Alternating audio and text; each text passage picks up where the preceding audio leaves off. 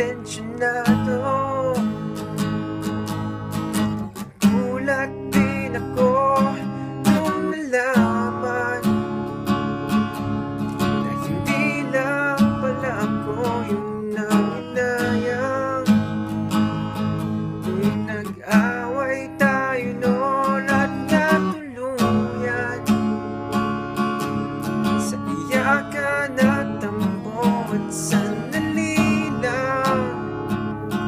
Huwag ka munang magsalita, di ko hayaan lahat ito ay mawala ang iniisip ko. Kung pwede pa ba tayo?